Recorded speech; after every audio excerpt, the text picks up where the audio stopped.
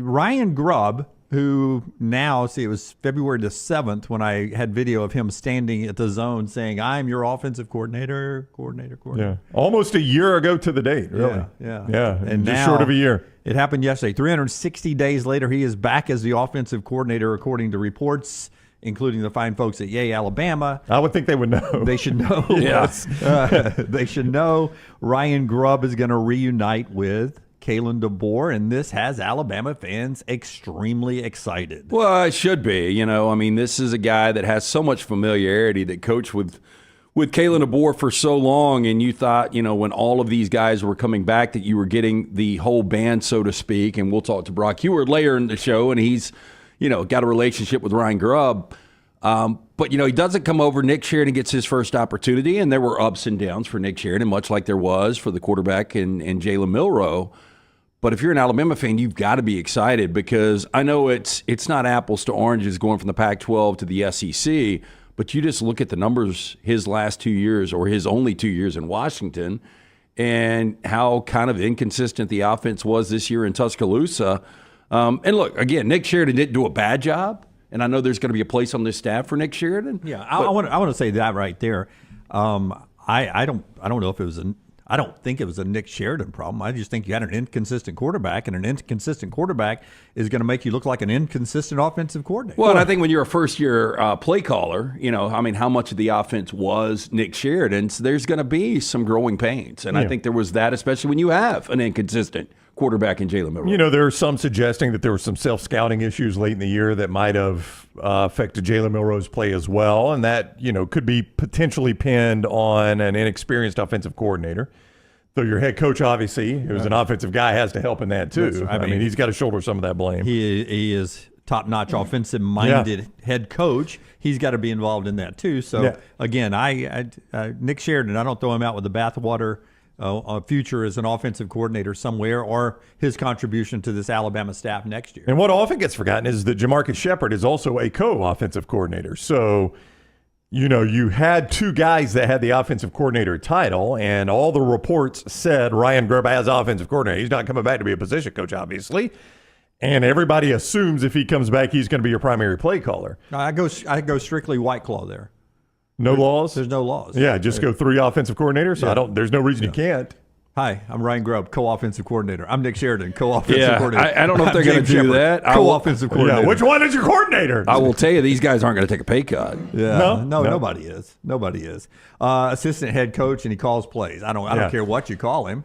Yeah, associate head coach, whatever the title is really irrelevant as long as he's calling the right plays. And that's the whole thing. I don't know if Ryan Grubb is a great offensive coordinator. He obviously was not with the Seattle Seahawks, but, in the NFL, it is a little bit different than in the college game when you get on the wrong side of quarterback and talent. Truthfully, you go look at those offensive numbers with the Seahawks. He's got Geno Smith as his quarterback. Exactly, that was my point. And he was middle of the pack. I think they were. Half, I think the problem was 16. They were like 28th in the run. Yeah, that was the problem. Yeah. Is there was a difference in philosophy. Mike McDonald wanted to run the football more. Yeah. So I say all that to say, though, he's a trusted Kalen DeBoer offensive coordinator, and that's what matters most to Alabama fans. And his numbers along the way with Kalen DeBoer have shown that the guy is a productive offensive coordinator.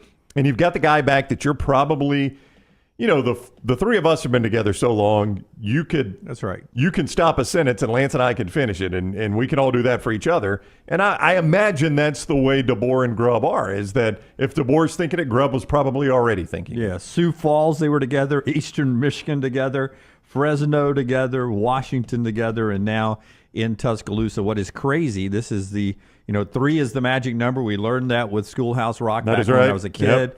Yep. The third time Alabama offers him, he accepts the job. Nick Saban tried to make him his last offensive coordinator. He turned him down.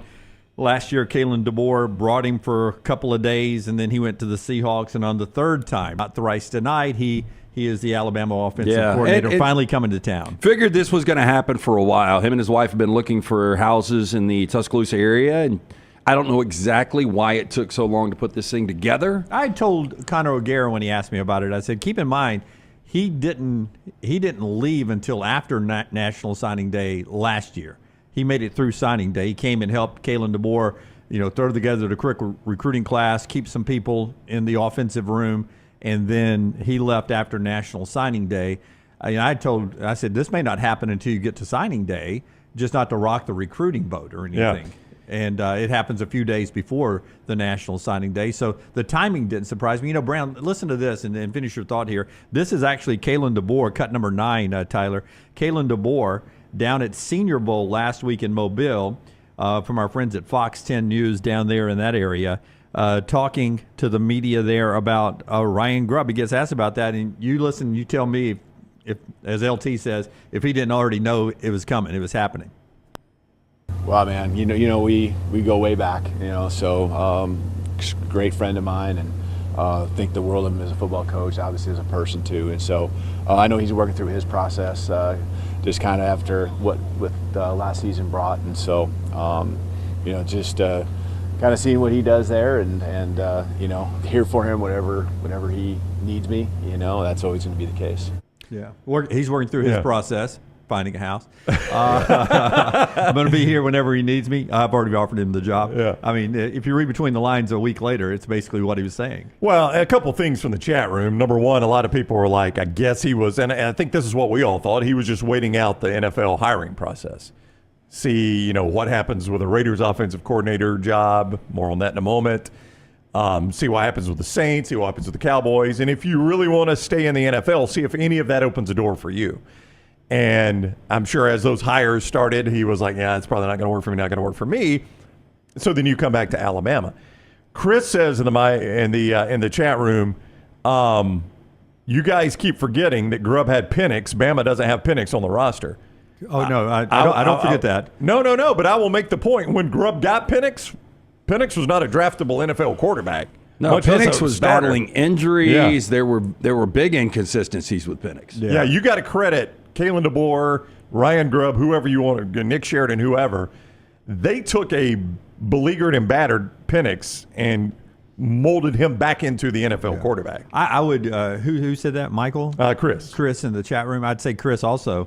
They also don't have the 3 wide receivers that they had at Washington to go with Michael Penix. So you got Ryan Williams. You got a pretty, I think, an upside Jeremy Bernard back. And then you got Isaiah Horton coming in from Miami. So it looks good on paper.